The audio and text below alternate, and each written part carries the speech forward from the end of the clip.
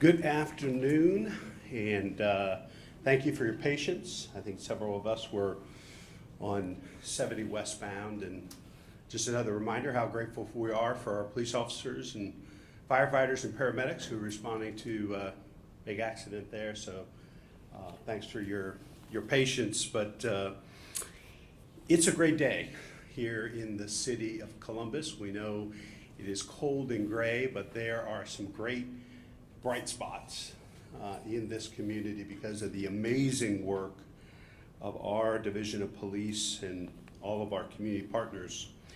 All of us have been working together and stepping up our efforts in unprecedented ways to strengthen community safety and bring down violent crime across our city. To that end, we saw dramatic improvements last year in several key areas, most notably homicides, which are down 17%, felonious assaults, which are down 25% compared to 2023. We're also really proud of the great work our detectives and officers are doing. 76% homicide solve rate. That's incredible work. But that's also a place we need to thank the community, because we've had more tips and information shared with the police from the community than ever before. We think the investment of time and energy of our officers in proactive community policing, in addition to their incredible work on investigations, is one of the reasons we're seeing some success. These crime tips are now coming in at historic levels, and as you can see, they're making a positive difference in the lives of our neighbors. At the heart of it all is a broad and consistent collaboration of every kind and at every level, because this moment in our city's history deserves no less. Whether it's connecting with our neighbors to engage in candid and constructive dialogue, or enlisting the resources and expertise of determined community partners and law enforcement agencies spanning our city, state, and region. Columbus is proving the possibility and the merits of a 21st century community policing model. This work is rooted in our comprehensive neighborhood safety strategy, which encompasses prevention, intervention, and enforcement to disrupt the cycle of violence and to hold violent criminals accountable. You'll hear more about some of those efforts in just a few moments. I'm grateful to Chief Bryant and all of our officers for their leadership and commitment to keeping Columbus families safe, and for making our city safer and more secure for future generations. And while we're proud of the success we've seen, we know that now is not the time to grow complacent or overconfident. Now is the time to sustain and build upon all that we've accomplished by moving forward with a sense of urgency and purpose. While we celebrate this success, I want us to be the safest big city in America. And I know, and you know, we're not there yet. It's why in my proposed operating budget allocates $774 million for neighborhood safety, including funding for 3 police class recruit classes, which can yield as many as 180 new officers. This is the 4th consecutive year we've made a commitment of this magnitude to further grow our police forces as we continue to grow as a city and as a region. We also remain mindful of the rise in domestic violence incidents that are occurring throughout our community, a trend we're seeing play out nationally and globally as well.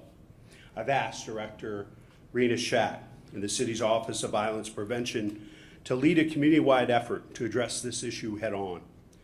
This is where the prevention and intervention components of our comprehensive safety strategy can really have an impact. And we're taking a deeper dive in deploying new resources to confront domestic violence in the year ahead. The spike in domestic violence homicides cannot be solved by the Division of Police. That's a place where the rest of the community needs to step up, provide more resources and support to get women and children and families out of domestic violence situations before those situations escalate and a fatality takes place. Let's talk more about CPD's many accomplishments and what more we can expect in 2025. It's my pleasure to turn it over to our Chief of Police, Elaine Bryant. Chief.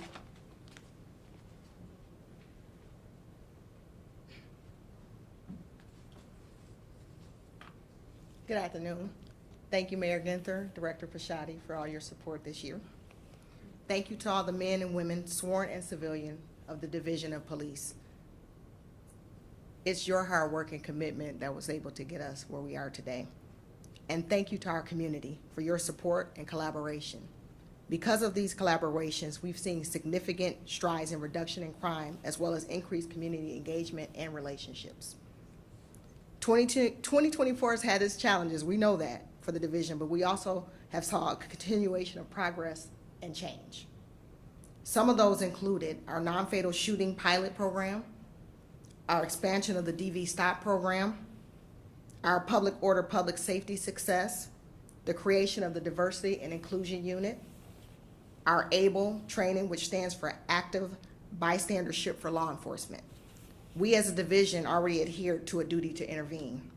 The ABLE training is just another tool to help officers. All officers across the division receive training that was designed to reduce officer mistakes, give officers tools on how to intervene to prevent misconduct, and promote health and wellness for officers. We saw a reduction in homicides, just as the mayor spoke about, a reduction in overall felonious assaults. We took over 3,000 firearms off the streets of Columbus in 2024, including Glock switches and ghost guns. We conducted several operations aimed at addressing crimes in our communities. Some of those operations included Burnout, Moonlight, Safe Streets, Unity, and multiple directed patrols and summer safety initiatives. We've had some significant success with our CGIC unit, which is a Crime Gun Intelligence Center, our gang enforcement efforts, our mini real-time crime center, and our recruiting efforts of both sworn and civilian personnel. In a moment, you will hear from the Assistant Chiefs in more detail about these initiatives and our crime stats. Assistant Chief Bacher oversees our patrol and criminal investigations. Assistant Chief Convis oversees public accountability and support services. And First Assistant Chief Potts oversees community and wellness and special operations. This leadership team has worked tirelessly to ensure we stay on task, and they continue to come up with new ideas to serve our community and serve our division. I want to publicly acknowledge them and thank them for the work that they do. I will ask Assistant Chief Bacher to come up now so he can talk to you about the specific stats and initiatives in his subdivisions.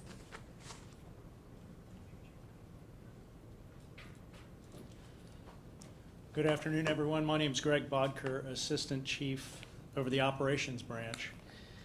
Over the next 12 slides, what you will see is some detail and some high-level descriptions of crime statistics in the city for 2024.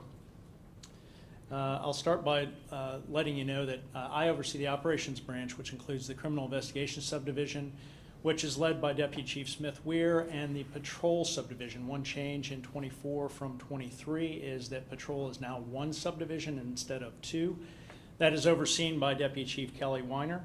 And the statistics that I'm going to talk about will encompass the first several slides. After that, I'm going to go into detail about some of the operations and projects that we've run throughout the city in different neighborhoods, some operations that you may have seen or taken part in or reported on. And so we'll start with the first slide with our homicides from 2024. On some of these slides, I'll go into detail and I will talk about what's on the slide. On some of them, I'll let you take in the numbers that you see, and I will add some context and information related to the specific slide. As the mayor talked about and the chief talked about, we saw a decline in homicides in the city of Columbus in 2024. 124 homicides, down from 23 and down from 2022. One thing that you will see on there that might jump out is in 2024, there were 23 homicides that were related to domestic violence. Although the number is down, that percentage is up from 2023. About 18.5% of our homicides in 2024 were domestic violence related. One thing that you will also see fall slightly in 2024 is gunshots related to homicides. So of our homicides, 83% of our victims were shot, and 83%.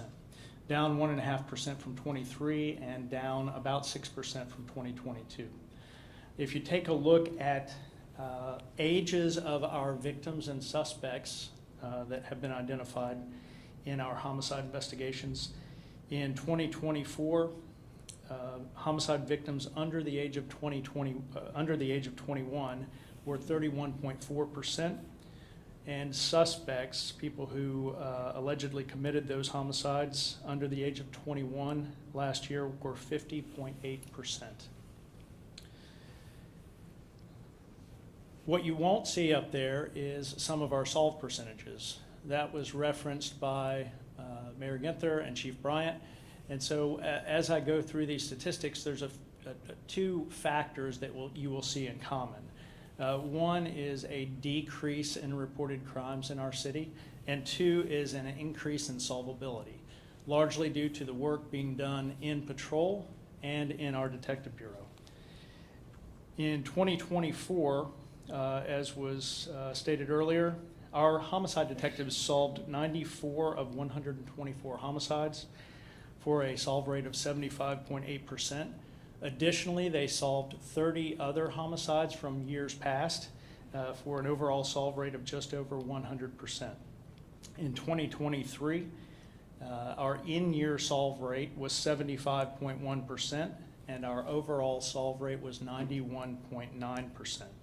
In 2022, our in-year solve rate was 63% and overall solve rate was 79%. 2022 is a key year because we reorganized how we investigate and how we staff our homicide bureau with 6 homicide teams that respond on a rotating basis now. And so what you've seen each year is a decrease in homicides and an increase in solvability, two great things that we want. Also, so you're aware, we keep our finger on the pulse of not just Columbus, but we look around major cities throughout the United States, and Columbus has one of the highest solve rates in homicide, and we have declined. Of the major cities, if you take a look at real-time crime index, homicide has fallen, however, not to the extent in most cities that it has fallen in Columbus. And we can move on to the next slide.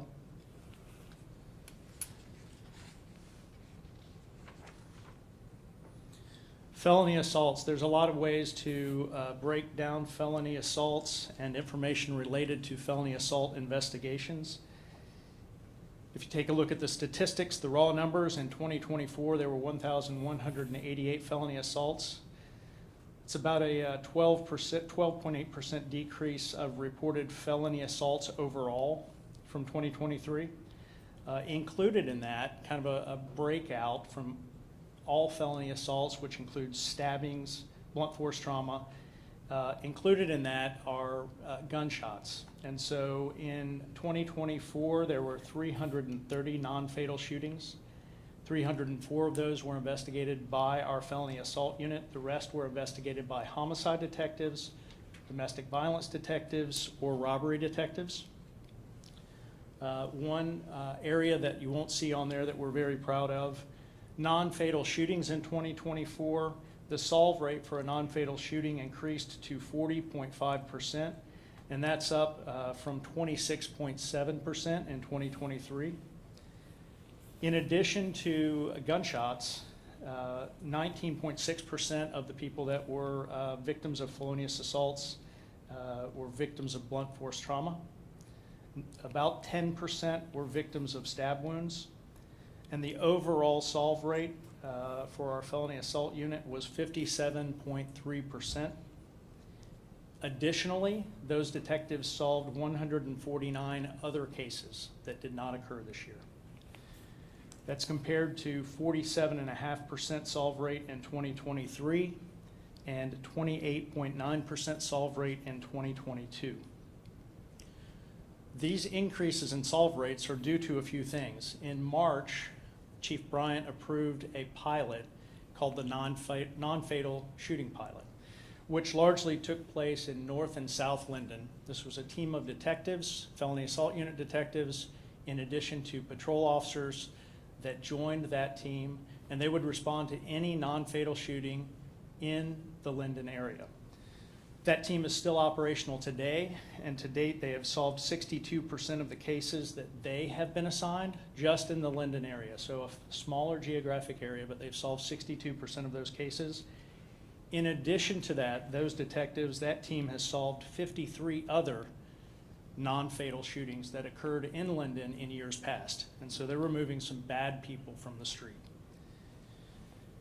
Shift over real quickly to Accident Investigation Unit, which you won't see up there, but these are also professional investigators that investigate deaths and serious injuries and accidents.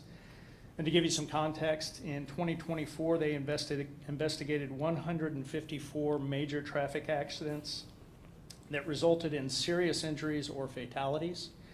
That's also down from 195 major crashes that were investigated in 2023. And if we switch over to felony domestic violence. Domestic violence, very important. Obviously, as I talked about on the first slide, 23 of our homicides are domestic violence related. If you take a look at felony domestic violence cases, and so we saw a slight increase in 2024, 825 of those cases were investigated by a combination of sworn personnel, including our domestic violence unit, our felony assault unit, and our stop officers. And I'll go into stop a little bit more in just a minute. That is an increase from 2023. And of the 825 felony domestic violence cases in 2024, 538 of those cases were felony strangulation investigations. You may remember when I stood here last year, in April of 23, April 30th of 23, there was a change to the Ohio Revised Code that made strangulation a felony. That increased by several 100% our felony domestic violence cases. And so we had to figure out a way to handle all of those investigations. Our solution, and one of the more creative solutions I've seen around the United States, is to create our STOP team, strangulation team operations for prosecution. And that is comprised of 62 patrol officers who are specially trained by our domestic violence detectives. And we now have a domestic violence STOP coordinator who is a domestic violence detective. She is responsible for all of the training for those 62 officers. And when a strangulation occurs in patrol, those STOP officers respond to conduct that investigation. Of those 538 strangulation investigations that I mentioned, 367 of those investigations were completed by domestic violence, by STOP team officers, and then the remainder were completed by domestic violence detectives. In 2023, to give you some context, there were 707 felony domestic violence cases. And so you might ask yourself, what are we doing to try and impact domestic violence? We are working with our community diligently to try and impact domestic violence. We were very optimistic going into 2024, and as we moved through 2024, there were some really heart-wrenching cases that we may all remember, both from February and June, where parents or foster parents committed murder. And then there were other cases that we saw, which were murder-suicides that involved children, that really impacted detectives and patrol officers and the entire community. However, we have a pilot that is ongoing on this zone, Zone 3, which is the west side of the city, which when we started the pilot had the highest number of domestic violence calls in the city. We are working collaboratively with our partners at Nationwide Children's Center for Family Safety and Healing, and in real time, when a patrol officer responds to a domestic violence call, they will contact a domestic violence advocate. 232 times in 2024, those advocates responded to the scene and worked with victims, survivors of domestic violence. Only 7 times in all of those responses did our victims or survivors say, I don't need help. So 7 out of 232 times did someone say, I don't need help. We'll move on to the next slide. Firearms seized, briefly mentioned earlier, slight drop in our firearms seized in 2024. 3,248 down from 3,693 and down slightly from 2022. Glock switches, which you may remember, are the small plastic, sometimes 3D printed device that makes a semi-automatic handgun fully automatic. We seized 76 of those this year, up 1 from last year, and significantly up from 2022. That's probably a combination of reasons. 1, we're probably counting those better, and 2, officers on the street are seeing more of those. And then ghost guns, a slight decrease in 2024 down to 35 from 43 the year before. Next slide, please.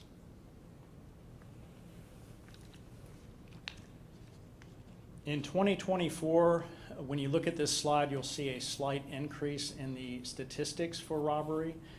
However, there was a shift in calculation from 23 to 24. So if you look at 2023, that is the number of cases. And if you look at 2024, that is the number of individuals. And so shows a slight increase, but they were calculated somewhat differently, showing the difference in numbers there. You can see that of our 1,503 robberies, 878 of those involved a firearm, and 458 of those were to businesses.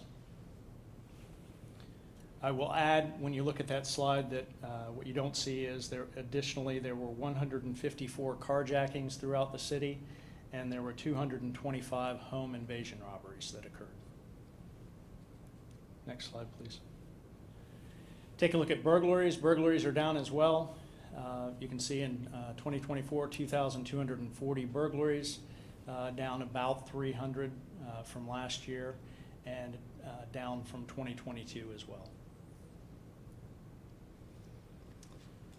If you take a look at reported rapes of victims decreased by about 5% 2024 from 23. To break it down even further, reported rapes of adult victims also decreased, and reported rapes of youth victims decreased about 19% in 2024 from 2023. So a slight decrease from 23 to 24.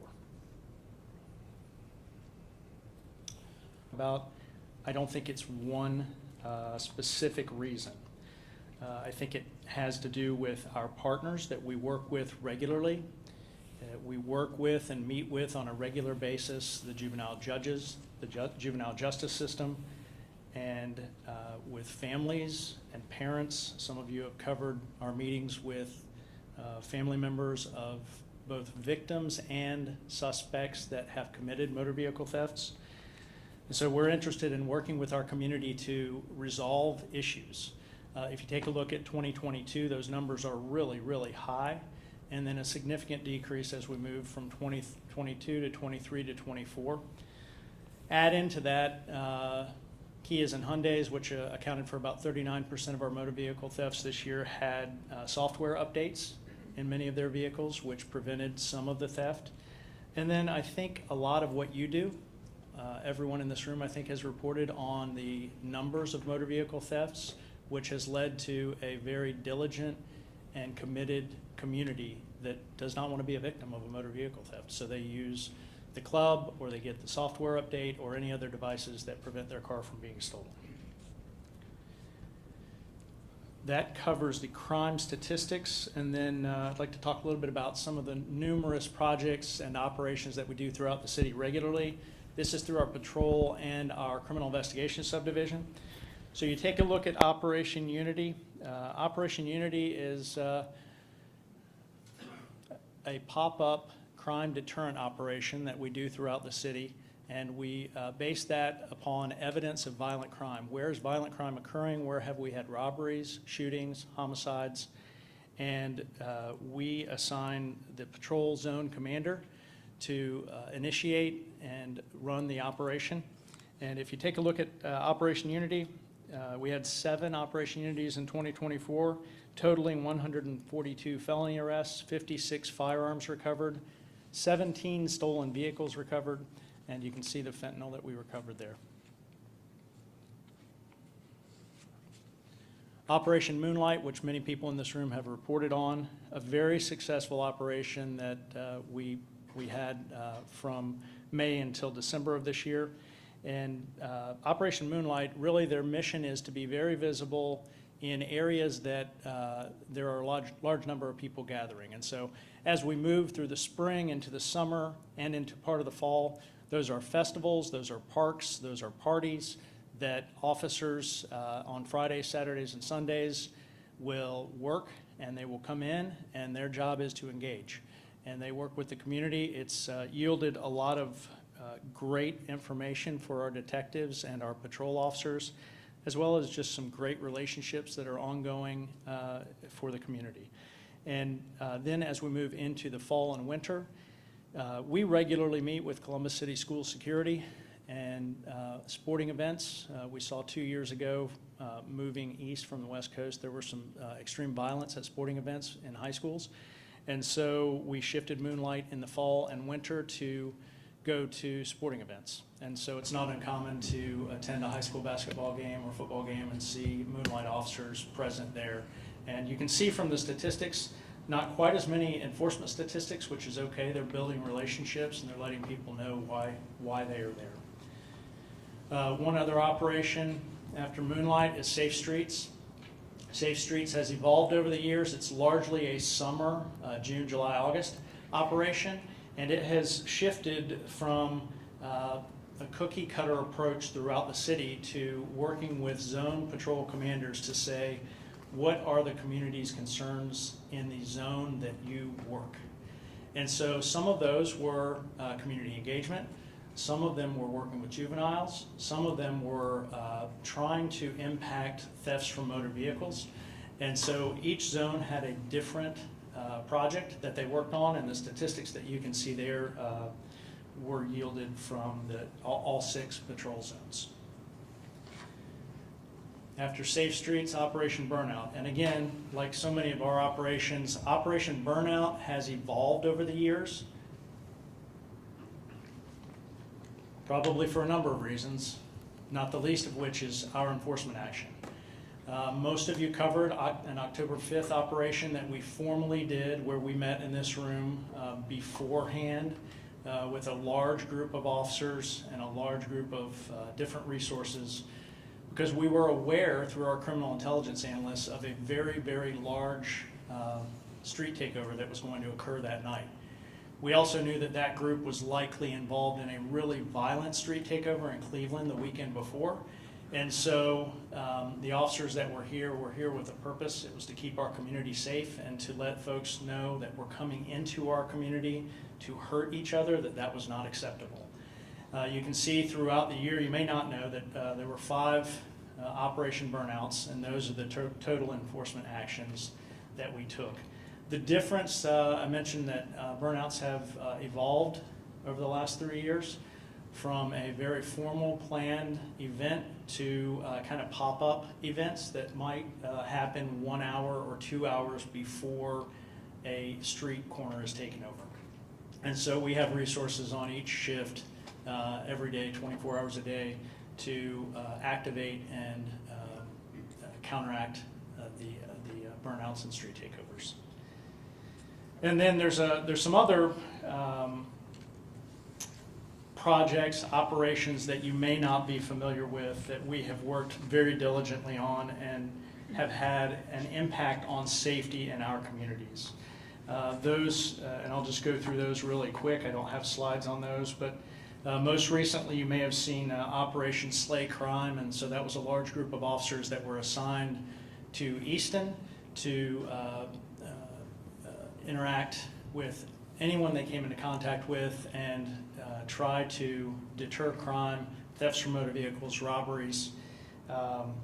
We also had a Sullivan Avenue project, which the focal point was Burroughs Elementary, and the statistics and evidence said that the amount of crime around Burroughs Elementary was unacceptable, and the officers on the hilltop, the commander on Zone 3, led that project.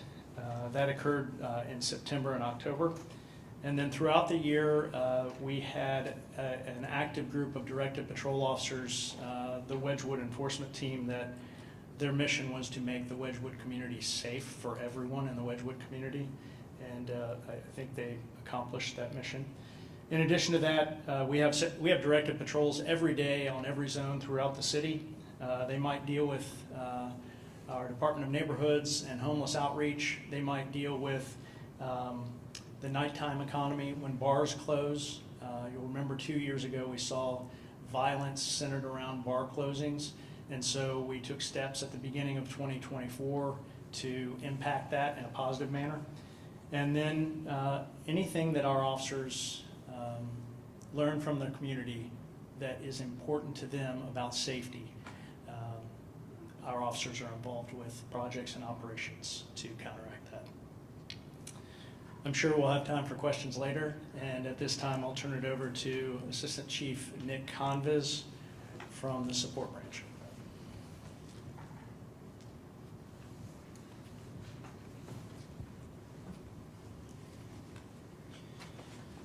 Good afternoon. I'm Assistant Chief Nick Conviz, and I oversee our support branch, which entails our public accountability subdivision, overseen by Deputy Chief Mark Denner, and then our support subdivision, which is overseen by Deputy Chief Tim Myers. The Mini Real-Time Crime Center I'm always excited to talk about because they provide such vital support to our communities. And I'm going to talk about a couple success stories, but the important thing about it is most of their success happens before patrol officers even arrive on a scene. And so what they do is they leverage any technology that's available, and they are able to provide direct support for investigations and help us solve crime. The big thing in 2024, the city has continued to invest in increasing our technological abilities, and so we've increased LPRs, we've increased cameras, and as you'll hear in some of these stories, that is exactly what is used for some of their successes. In August, there was a homicide on the east side of Columbus. Started as a shootout, well, not a shootout, it was a shooting in a parking lot of a apartment complex. And a suspect fired at a victim, and the victim took off running. A second suspect was going after, chasing the victim as he ran. He ran through a gas station parking lot, across the street, and into another gas station parking lot where he stumbled and fell. The entire time, a suspect was firing at him.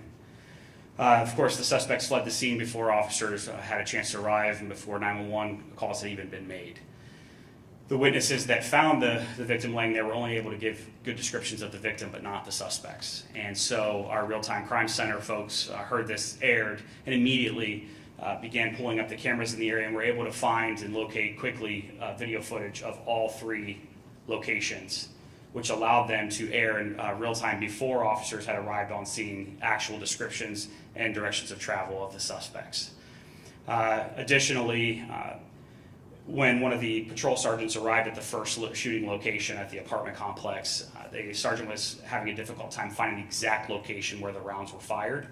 And so our real-time crime folks were able to watch the sergeant arrive on a camera and radio to him and direct him directly where the evidence would be found in real time on there, thus ensuring that we were able to secure that evidence. And thankfully, with the work of our folks in the Real-Time Crime Center, that case was able to be closed quickly by arrest. The second one was a fatal fight that occurred at 7th and High, just outside of the Kroger there. And we got multiple 911 calls regarding somebody beating a male with a skateboard. And we also had another 911 call where a caller reported that somebody was recording the incident as it was going on. And so officers began responding. A security guard actually was able to detain the suspect out of that case. But when officers arrived, they were not able to get the witness. The witness had already left, and thus the video of the homicide had left. And so our folks in the Real-Time Crime Center, particularly Officer Cheers, was able to pull up video footage of that, identified it very quickly, was able to get a good description of the witness in that case. As luck would have it, he's leaving headquarters to go on the employee bus going to his car. And as the bus is driving down the street, he passes a bus station and notices the witness at the bus station. And so he immediately is able to radio patrol. That person got on a CODA bus, and he coordinated with patrol, was able to get that bus stopped. They got the witness identified on that bus, and detectives were able to do an interview and recover the evidence of that homicide. So it's pretty incredible. And that was same day. It's pretty incredible how the work, and I could go on for hours of the success stories. This is just two out of the Real-Time Crime Center. It is, we can't invest enough in the Real-Time Crime Center. It's wonderful. We have in 2024 increased our staffing. We are starting the process to hire full-time permanent folks to work in the Real-Time Crime Center as we continue to build this out, and I am so excited to see what the coming years have for this. It's just going to be continued success as they support our patrol officers there. Moving on to our crime lab. In 2024, the crime lab welcomed 2 new forensic scientists and 4 new evidence technicians in our DNA and our firearms sections. So they are very busy sections. One success story out of there, they don't just work in the lab. They're required to go to court. They have a more robust, responsibility than just working behind machines and computers. And they were able to enter DNA, do testing on DNA, and were able to get a hit on 2 cold case sexual assault cases in Columbus. But the CODIS system was able to link that to a case in Phoenix, Arizona, and another case in Austin, Texas, all unsolved cases. So Sergeant McConnell reached out to get the case files from the other states and the other cases, and was able to identify a suspect, and that suspect has been charged with rape and kidnapping. So it's all because of the linkage that they were able to provide. So they really provide profound support to our detectives and help us get successful outcomes in court.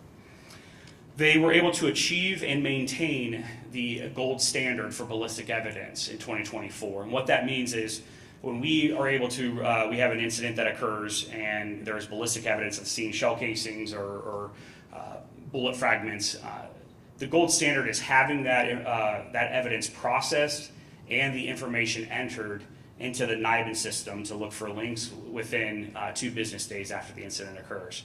And our lab in 92.8% of the cases was able to achieve that in 2024. So pretty exciting stuff there. They continue to be really reliant on grant funding, and luckily, with the gracious help of some of the grants that we received in 2024, 100% of their training was funded by grants. They were also able to purchase numerous pieces of equipment.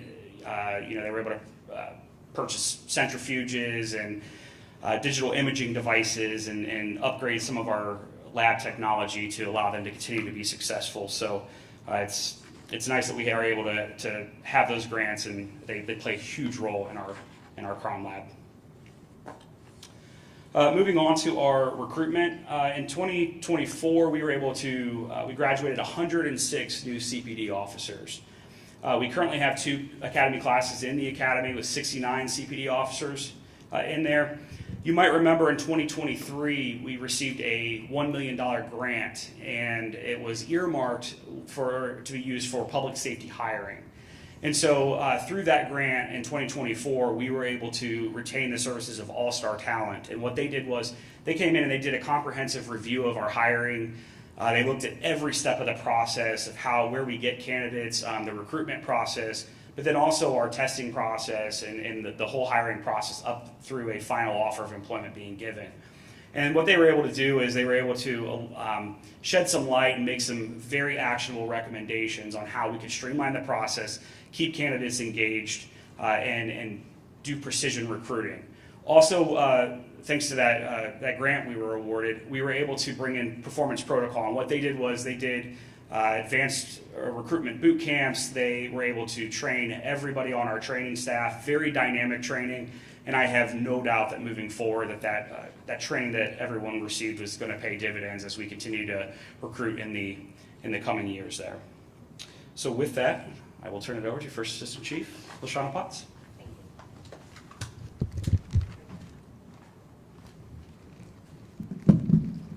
Good afternoon.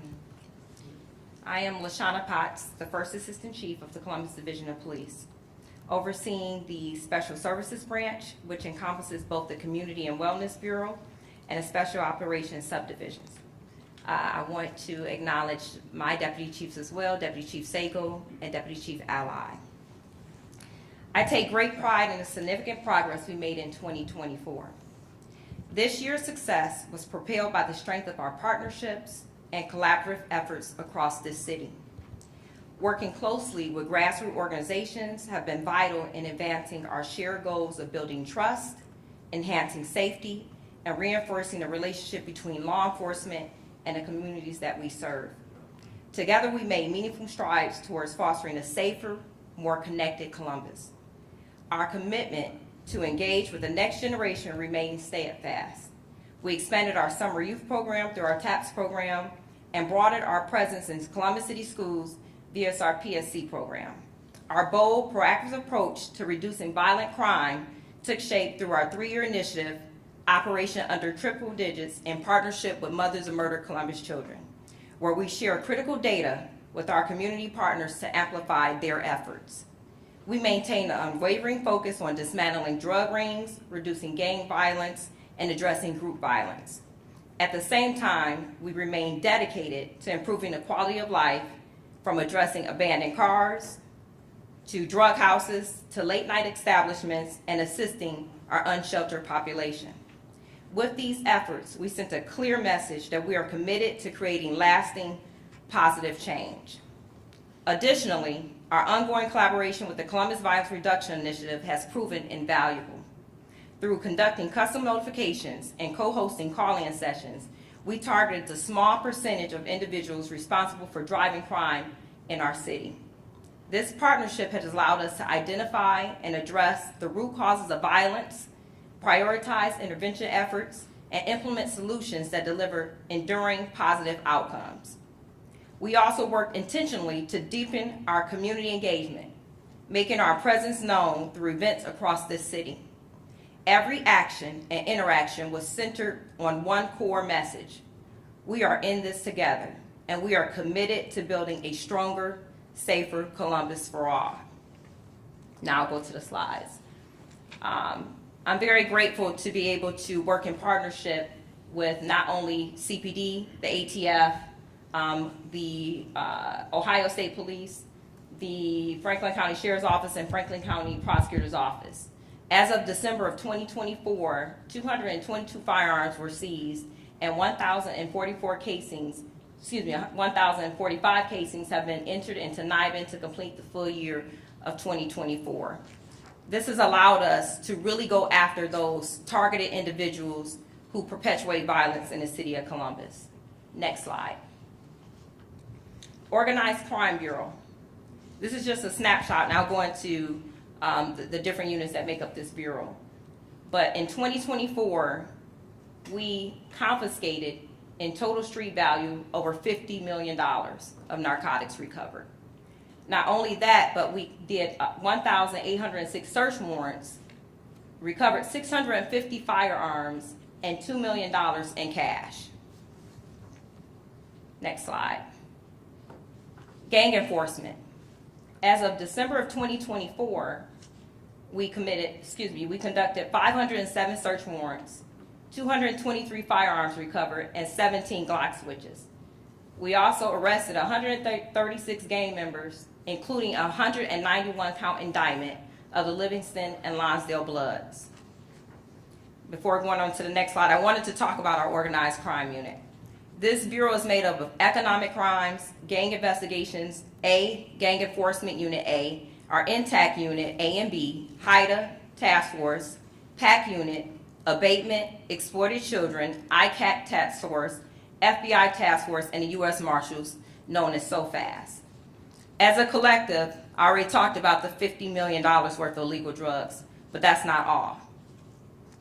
We made 2,557 arrests, assisted patrol 121 times. We sent out 238 abatement letters. We arrested 171 Johns. 250 sex workers were arrested. We conducted 207 structural search warrants. We had 18 direct indictments, 12 street interdictions, 191 count indictment on a Livingston and Lonsdale gang, 250 human trafficking tips we received, 211 human trafficking victims we referred, 1.5 million in stolen funds were investigated. We also indicted the BL 800 gang with an additional 8 additional indictments this year. We seized 137 illegal packages, 16 criminal liquor violations, and 19 indictments involving exploited children cases. This slide is not up here. I also want to talk about our Special Service Bureau. This bureau consists of our SWAT, K-9, counterterrorism, heliport, underwater search and rescue, special events, emergency management unit, mounted and public order safety, better known as POPs.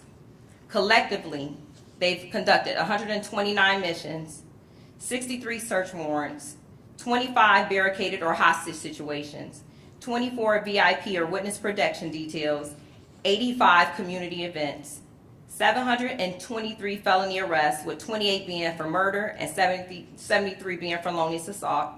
They've answered 4,399 calls for service, conducted 24 missing person searches, 71 non-accident citations, 313 arrest assists with patrol, handled 42 swatting cases, charged 13 criminal charges against offenders who threatened schools, 27 joint hazardous assessment deployments, responded to over 112 school threats, 155 protests, demonstration, marches, events, and other crowd management, recovered $112,000 worth of property, recovered 3 bodies, participated in 7 land searches, 54 call-outs.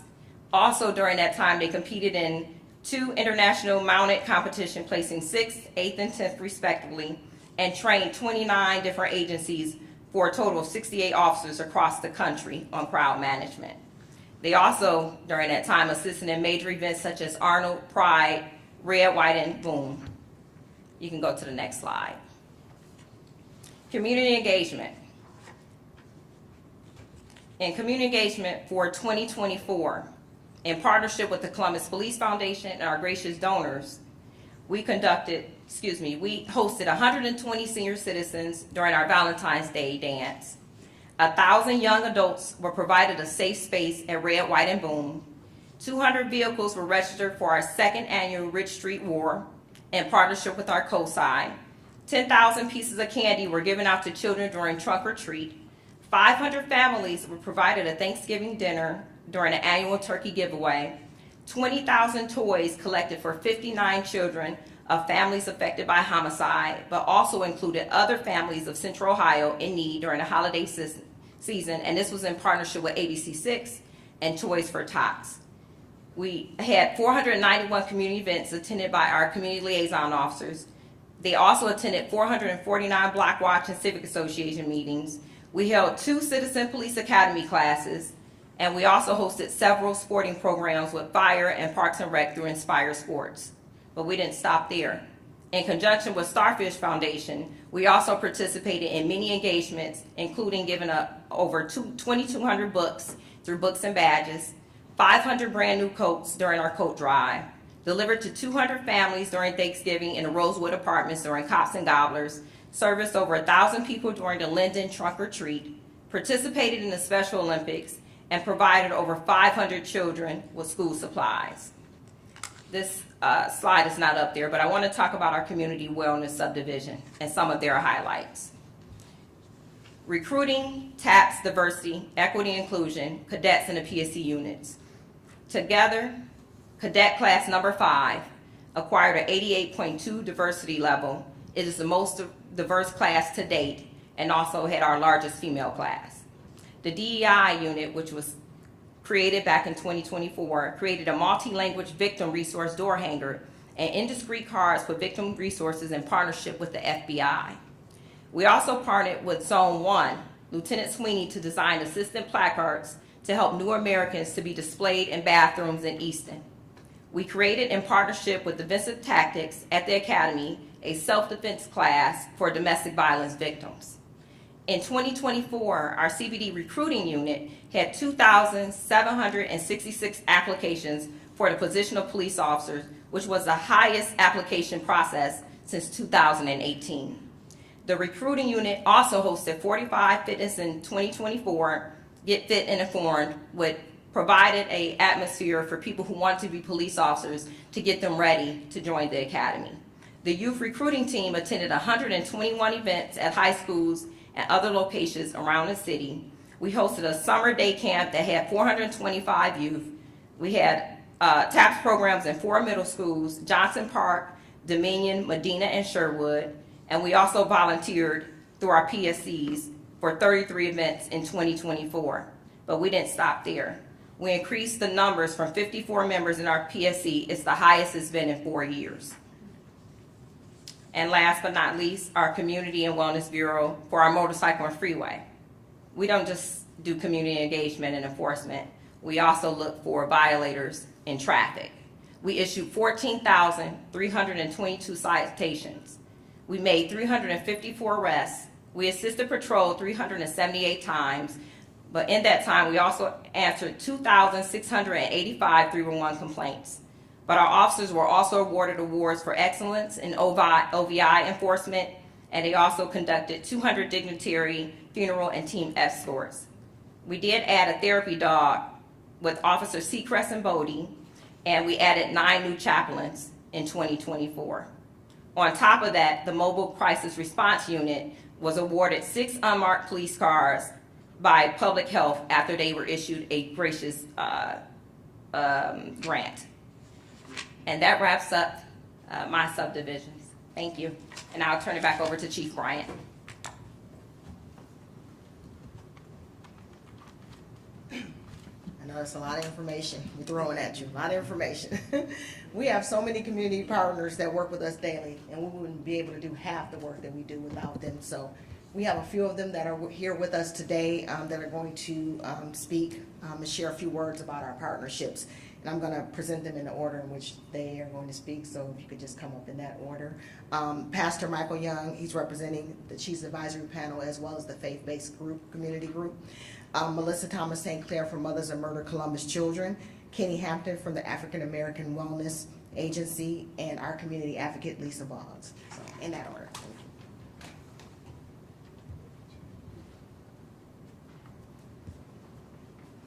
Good afternoon. As Chief Brian introduced me, my name is Michael Young. I do have the privilege and the pleasure to be the lead pastor of the City of Grace Church located here in Columbus. I also have the honor of being part of the Chiefs Advisory Panel. But before I was any of that, I was a young man that was born and raised in the city of Columbus. Above everything else, I'm a lover of my city. As we gather here today, I think it's right and it's appropriate as we see some of our major crime stats on the decrease. I think it's right and appropriate for us to pause and to acknowledge this positive trend. But what we also recognize is we recognize that this positive trend is in no way a sign of perfection. It's just a sign of progress. And because it's just progress and not perfection, we recognize that there is a tremendous amount of work that is still in front of us. There is a tremendous amount of hope and aspirations as we wake up every single day to do the work to make our city a better city. When we look at these positive trends and we look at these numbers, what we recognize, and it's already been acknowledged, is behind these numbers are passionate people. People who are passionate about making Columbus a safer and more successful city. It's people who wake up every day and work in the shadows. They sacrifice their time, their energy, their efforts. They contribute their gifts and their talents to make our city better, to make it safer.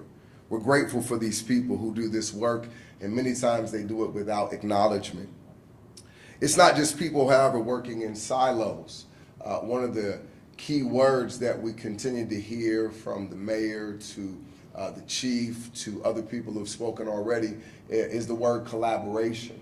It's not just people, but it's people working in partnership. It's elected officials, it's civic leaders, it is CPD, their leadership, it is the people who are on the ground, it is community organizations, it's youth organizations, it is the faith-based community. It is people who, like myself, are lovers of our city. I think it's right and appropriate for us to acknowledge also some of the tangible investments that the city has made. I see my brother Ralph Carter here. We have Mothers of Murdered Children. There has been significant dollars that have been invested in organizations that work on the ground with our young people, work on the ground with individuals who can be influenced and impacted in a positive way without ever having to get put in cuffs. Also want to acknowledge some of the things that First Assistant Chief Potts began to recognize and acknowledge. I think it's commendable that CPD leadership and just the entire organization has sought to build bridges and tear down walls. Investments that they've made in our community, showing up at events, not to police the event, but to actually build partnership and genuine relationship. It goes a tremendous way. As a representative of the advisory panel, one of the things that I really admire is the humility of the CPD leadership. Their willingness to say, hey, we can't do it all on our own. Their willingness to acknowledge that they don't have all the answers. Their willingness to be transparent, to be truthful as we seek to build trust. And we recognize that that's not something that's done overnight, but I commend the progress that has been made in these spaces. As we talk about these partnerships, as we talk about these people who work in a passionate way, I think the thing that drives us all is we all have a picture of a brighter future. Obviously, I'm a preacher, I'm a pastor, so I subscribe to the scriptures. And one of my favorite scriptures is it says, without a vision, people perish. We're working based upon vision. We're working based upon a better and brighter future for your children, for my children. I'm a father of three. I have a 21-year-old daughter, a 19-year-old son, and I have a 12-year-old son. And I want the city of Columbus that I leave to them to be better than the city of Columbus that I inherited from my forefathers. So we passionately work together because of the vision that we have. And then last but certainly not least, there was an old church mother that told me one time, Anna, she said, Mike, you should work like it all depends on you. And you should pray like it all depends on God. So we're going to continue to work collectively. We're going to continue to work in partnership, but we're also going to pray because Dr. Jones, the scripture said, if my people who are called by my name would humble themselves and pray, seek God's face, turn from our wicked ways, he said, then he would hear from heaven on high. He would forgive our sins and he would heal our land. I don't know about you, but I want healing in Columbus. Thank you.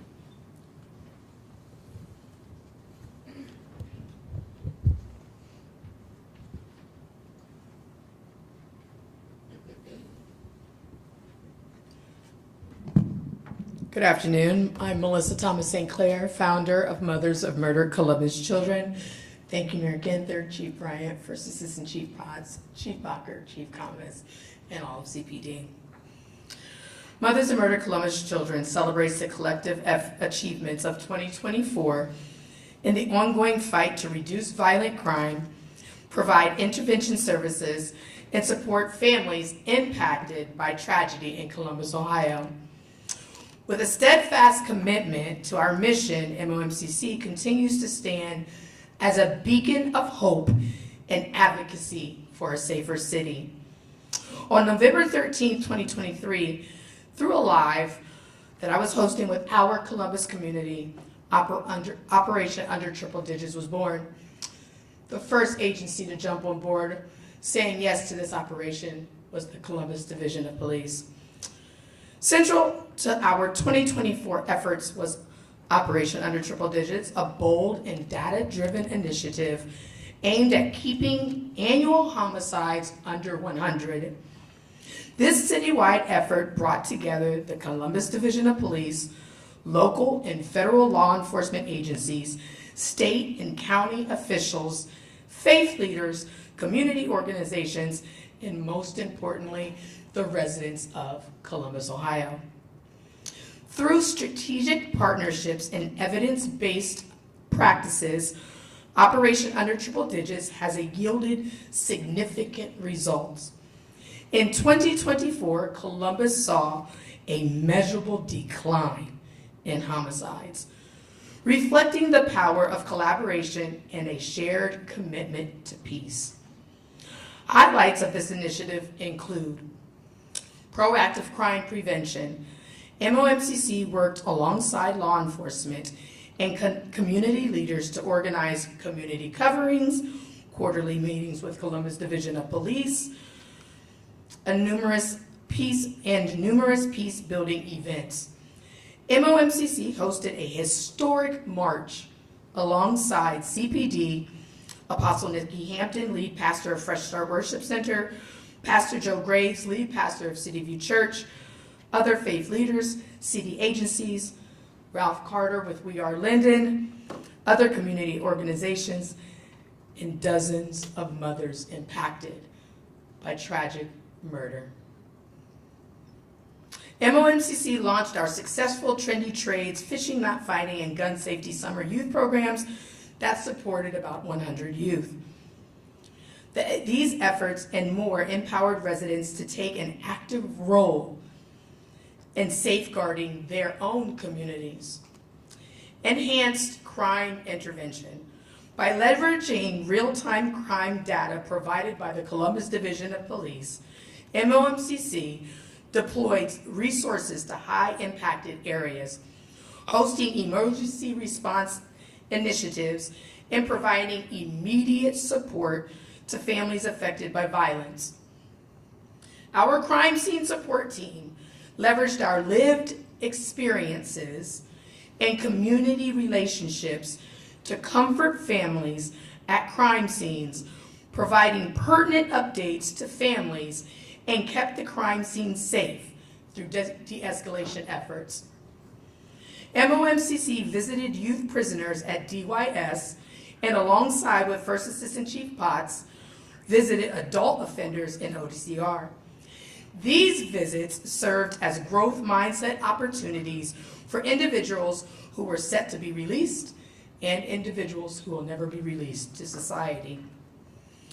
We were able to push the message of Operation Under Triple Digits inside of prison systems and leverage our relationships on how they can serve the communities from inside prison walls. Community engagement. MOMCC facilitated healing circles as well as quarterly meetings with Columbus Division of Police Major Crimes Bureau, bridging the gap between residents and local authorities while fostering trust and dialogue. These events were instrumental in reducing tension and creating actionable solutions to address root causes of violence. We hosted one of the city's largest fall family fun festivals that reached over 1,500 residents. We thank all of the community partners who supported this annual engagement opportunity. Mothers of Murdered Columbus Children partnered with well over 40 community partners to support their missions, the reduction of major crime that results in homicide. Our vision for 2025. As we transition into 2025, MOMCC remains committed to sustaining the momentum of Operation Under Triple Digits, while expanding our prevention and intervention support service efforts. We will continue to strengthen collaborations with Columbus Division of Police, other law enforcement agencies, government agencies, elected officials, and the community. We're striving for a safer Columbus. We want to thank Mayor Ginther, Columbus City Council, County Commissioner Erica Crawley, and all of our private donors for their sustained support in our efforts in reducing and putting our pain to purpose. We want to give a very special shout out to all of the divisions within the Columbus Division of Police. Each of you are the hub to all of our efforts in the city's safety. We want to thank you for being accessible, and we want to thank you for humanizing your lives and becoming our family. MOMCC will have a laser focus on these 3 areas: domestic violence that results in homicides. We recently appointed Ronette Harrison as our Director of Domestic Violence Intervention to work closely with CPD and organizations that specialize in DV. We want to focus on crime against known individuals, and we're going to tackle that through community engagement and, of course, our youth. Through continued youth programming with the support of city funding through our mayor's office, private donors, and community support. This year has been a testament to what we can achieve together with shared purpose. Every life saved and every family supported reminds us of why we do this work. We've lost our children, but through that pain, we can save you from losing yours. Mothers of Murdered Columbus children are mothers on a mission. And our fight for safe streets will not waver because it's off the blood of our lost children.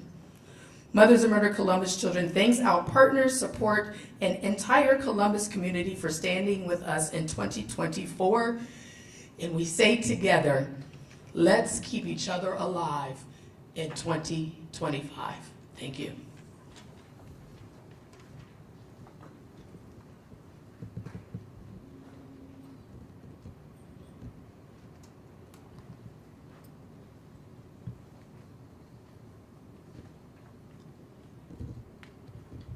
Good afternoon. Gotta get used to sometimes the mic is a little lower for the taller guy.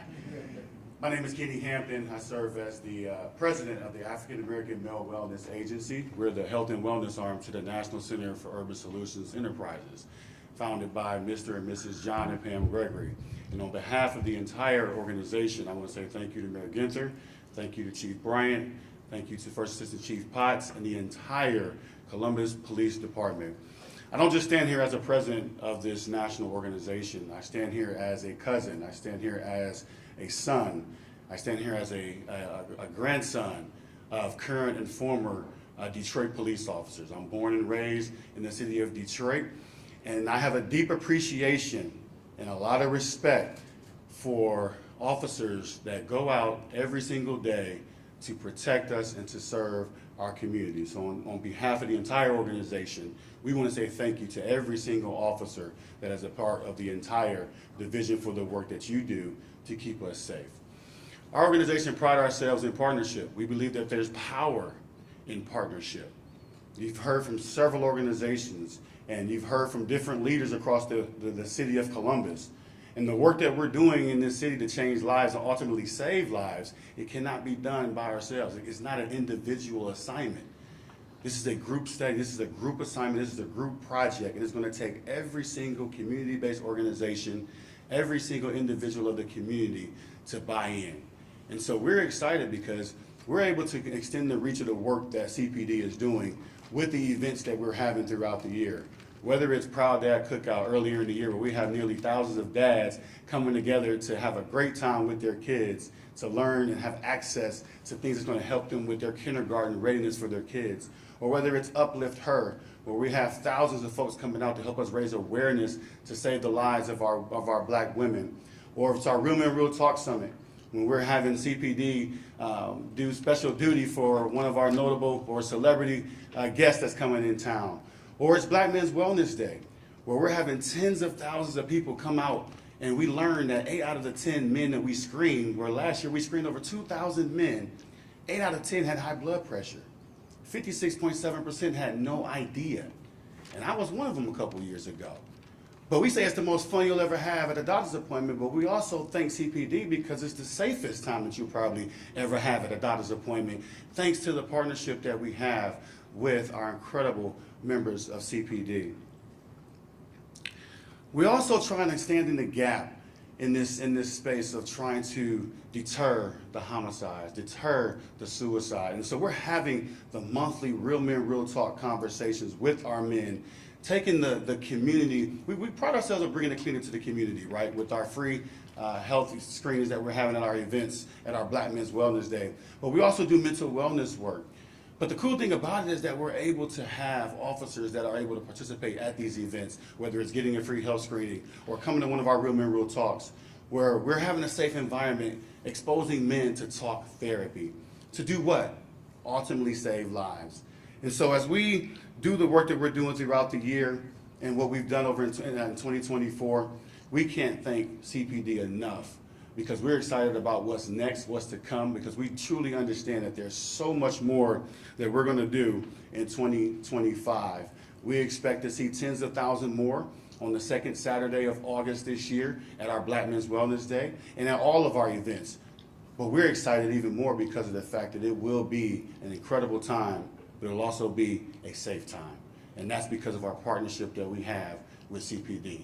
On behalf of the entire organization, we do have members here represent our organization. Thank you so much for all that you do. But we're excited about this partnership, and there's more to come. Thank you.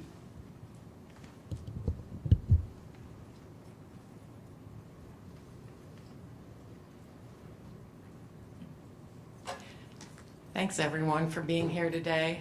I want to especially thank the Columbus Division of Police for putting on that uniform every day. Putting your badge on, getting out there in the streets to make us safe. And that's what every citizen in Columbus wants, is a safer neighborhood, a safer community. My name is Lisa Boggs. I'm a community advocate, and I've been coordinating our block watch over here on the hilltop near Sullivan Avenue for 28 years. So I've met a lot of the different police officers on the streets, a lot of the chiefs, the Mayor Ginther. I mean, I've met a lot of different people out here trying to make our neighborhood a safer place. When I started the Block Watch 28 years ago, it was, to address thefts of cars in the neighborhood. That was kind of our main thing. 28 years ago, 3 decades ago, it was mostly, the break-ins and things like that. But I've quickly, meeting with our division of police and talking about the broken window theory, I learned basically that a lot of crime is invited into the neighborhoods because of, the broken window theory and, people not taking care of their community, throwing trash on the ground, blighted houses, things of that nature. So I started organizing cleanups, and I've been doing that for probably 22 to 23 years. Out here on these streets also with my bucket, my grabber, I'm picking up litter, I'm picking up things along Sullivan Avenue that you wouldn't believe. I'm seeing things that you would not believe in the neighborhoods. And so that was kind of my main thing, was to clean up trash and make our neighborhood a cleaner, more safe place to live. But I also realized that bringing the community together for different events was where it's at too, where, we had police officers come to our events, and we've built relationships through these events and through the cleanups. We have, our chiefs even coming to our events, coming to our cleanups, coming to our National Night Out events, National Day Out now. We've had all of these different events that bring, our law enforcement, our bike unit, our, all of our different little units, our liaison division. We bring them in, and, my neighbors are meeting all these officers, and I really believe it's making our neighborhood a safer place to live by doing that. And so, I know a lot of the chiefs, through, working with the technology departments and working with, trying to inspire like a police substation. We had cameras, bringing in cameras, the the license plate readers. I mean, we've done ABC's a CPD, Neighborhood Pride. I mean, there's all these things we've done in the last 28 years, you know, almost 3 decades, where I've met a lot of our leadership in police and in our like vice units, our INTAC, our liaisons. I mean, all these different, you know, I've met a lot of people and a lot of good people who put on this uniform every day and work hard for us. I'd like our neighbors to meet more of our people, our officers, and not, they, you know, they might not get as involved as Lisa Boggs does, like every day getting out, you know, sending emails, calling people out, doing things like I do, but they can actually do a ride-along. They can do the Citizens Police Academy. They can contact their liaison officer, because there's liaison officers to cover this whole entire city. So we have resources for people to get involved and take their neighborhoods back. And I hope to see more of that in 2025.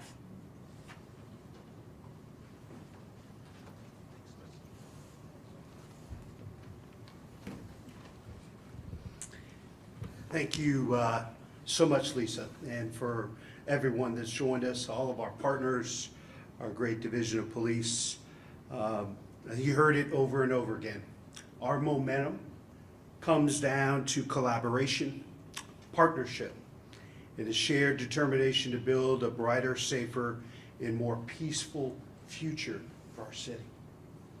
But this effort extends far beyond those of us gathered here today. It includes all of you, the people of Columbus.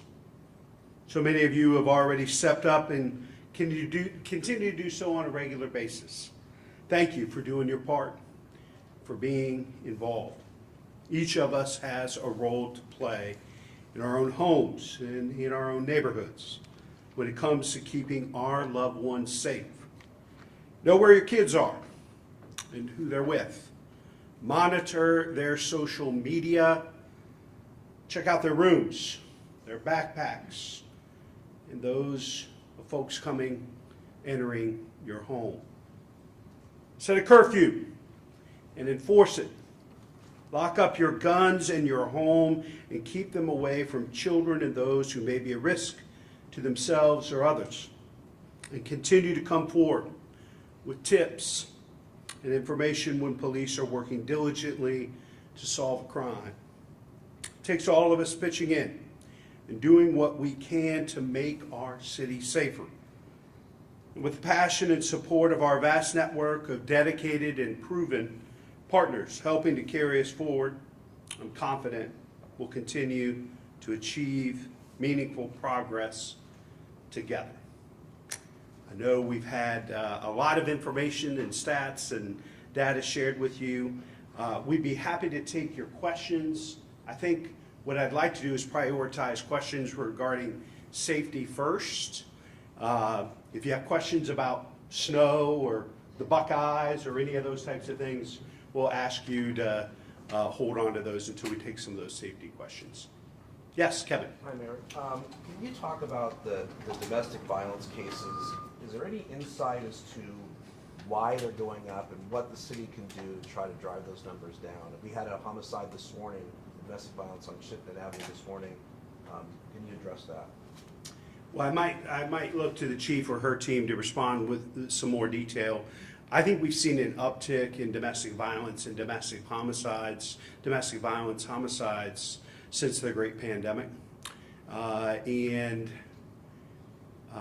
think we have seen it across the country. And so this is something the Division of Police cannot solve. And this is why we've invested millions of dollars into our partnership with Choices, the only domestic violence shelter in Central Ohio, to open up more beds for families in crisis to get them out of those domestic violence situations. But this is an area where the police are part of the solution, but I'm going to need, leaders like Pastor Mike Young and other faith leaders, our partners in the community, working with everything from the Shelter Board, Lutheran Social Services, other domestic violence organizations. Melissa spoke to this as well, for us to get to the bottom of what's going on and to do more to get families in crisis the support and resources they need before a fatality takes place. Chief, you or the team want to speak any more to it? No, you're correct, Mayor, but I just wanted to also acknowledge, as you see our community partners up here, they are significant in helping us to reduce this domestic violence number, as well as you could see some of them, the Ohio Women Against Domestic Violence. We have so many partners, we couldn't just name them all, so that's why we put a slide up, but we can't do this alone. So our partnerships, they matter, they're important. It's not just about enforcement, it is about education, it is about resources, it's about economics, it's about so many different things, and it doesn't just start by responding to a run. It's about making sure that families have what they need to be able to sustain. What you did see a lot during the pandemic was a lot of families that were in close quarters, that there weren't enough outlets. People weren't able to go to school, they weren't able to go to work. So unfortunately, like you said, across the country, you saw an increase in domestic violence. So we're working with a lot of our community partners to try to address those concerns and bring that down. So I didn't get a chance. I'd like to thank some of our city partners as well. Office of Violence Prevention, Columbus Violence Reduction, Columbus City Schools, Columbus Fire Department, Columbus Recreation and Parks, Department of Neighborhoods, our City Council, and our City Attorney's Office. We also work with the Prosecutor's Office and our juvenile court judges, Columbus Police Foundation, the FOP Foundation, as well as our FOP leadership. They are all integral and they're all important in what we do, and we would not be able to do any of this work without them. And Kevin, the only other thing I would add is stay tuned. We've asked Director Rita Shack, who leads our Office of Violence Prevention, to put together a plan in partnership with, all elements, as we talk about prevention, intervention, enforcement. But Director Shack will be leading the way, and we hope to have a plan here in the next couple of months for us to act on. Yes? For the number of homicides involving those under the age of 21, juveniles, they were pretty consistent numbers this year compared to last year. So what more can be done so we can see a dramatic drop in that area like we did with motor vehicle thefts and homicides? We're working closely with, like we said, the juvenile judges, and we're doing a lot of work with the Columbus City Schools. So we're hoping to, you're seeing a slight decrease, and we're hoping to decrease that even more. But it's going to take time. It's going to take a lot of work through the collaboration and efforts that we're doing. But we are working towards that goal, and we've had some pretty successful meetings with our juvenile court judges as well as the Columbus City Schools. You mentioned that you're going to add 180 new police officers. Is that actually going to add more officers to the street, or does that simply fill in those who have retired or so on? So is that actually going to add officers to the street, that to simply supplement what's already there? So what we are seeing is a decrease in our attrition, which means that we're not seeing as many officers leave as we have in the past years.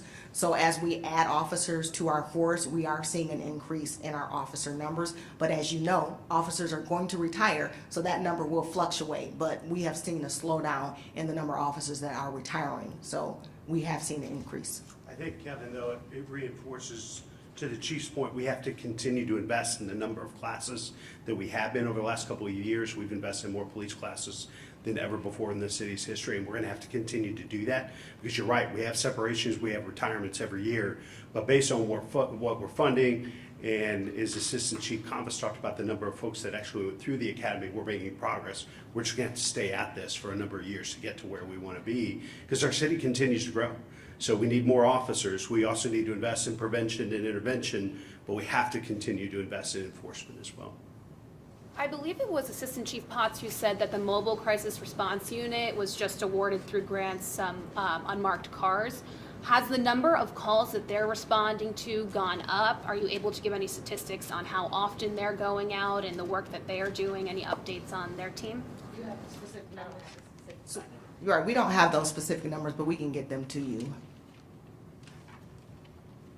The teams that you put together for homicide, you're starting to see a difference. Do you plan to do that with any other units to see if that will work in those areas as well? So, as Assistant Chief Bacher talked about the non-fatal shooting pilot, we've seen great success in the pilot program that we've done in Zone 6. So our intention is to work in collaboration with the FOP to try to create non-fatal shooting teams for each zone.